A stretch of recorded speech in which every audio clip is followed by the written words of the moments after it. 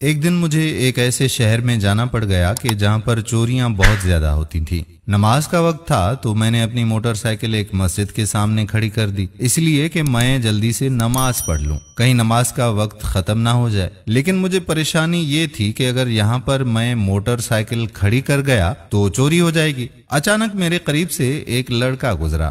میں نے اس لڑکے سے کہا کہ بھائی، اگر تمہارے پاس تھوڑا سا وقت ہو تو آپ ذرا میری موٹر سائیکل کا یہاں پر دھیان رکھو، میں 5 منٹ میں نماز پڑھ کے بس ابھی واپس آیا۔ اس لڑکے نے مجھے یقین دلایا کہ آپ بے فکر ہو کر نماز پڑھو، جب تک آپ نماز پڑھ کر واپس نہیں آ جاتے میں آپ کی موٹر سائیکل کے پاس کھڑا ہوں، اس کا خیال رکھوں گا۔ تو میں نماز پڑھنے کے لیے مسجد میں چلا گیا۔ میں نے بڑے ہی اطمینان کے ساتھ نماز پڑھی اور اپنی جیب سے 500 روپے کا نوٹ نکالا کہ یہ پیسے میں اس لڑکے کو انعام کے طور پر دے دیتا ہوں۔ ویسے ہی دکھنے میں غریب سا آدمی لگتا ہے جو مسجد کے باہر موٹر سائیکل کے پاس کھڑا ہے۔ میں جب وہ 500 روپے کا نوٹ لے کر مسجد سے باہر آیا تو میں نے دیکھا کہ وہاں پر وہ لڑکا موجود ہی نہیں ہے، لیکن میری موٹر سائیکل وہاں پر کھڑی ہے۔ میں نے تھوڑا سا غور کیا تو میری موٹر سائیکل کے سائیڈ والے دونوں شیشے غائب، وہ چوری کر کے بھاگ گیا۔ میں نے موٹر سائیکل کو اسٹارٹ کیا اور قریب ہی ایک موٹر سائیکل کی ورکشاپ پر پہنچ گیا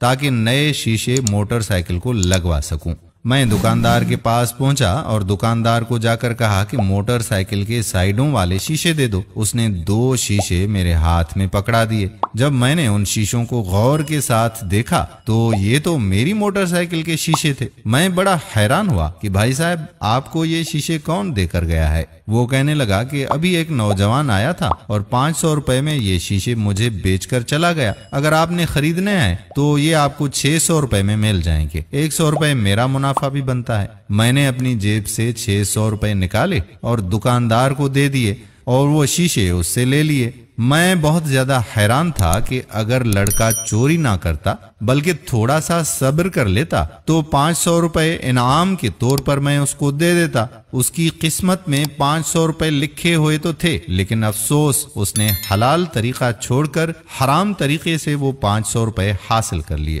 دوستو، رزق انسان کی قسمت میں لکھا ہوا ہوتا ہے کہ اس بندے کو کتنا رزق اور کب ملنا ہے، اور یہ اس بندے کی مرضی ہے کہ وہ حلال طریقے سے کماتا ہے یا پھر حرام طریقے سے اس کو کماتا ہے۔ دعا ہے کہ اللہ پاک ہمیں حلال طریقے سے رزق کمانے اور کھانے کی توفیق عطا فرمائے۔ آمین ثم آمین یا رب العالمین۔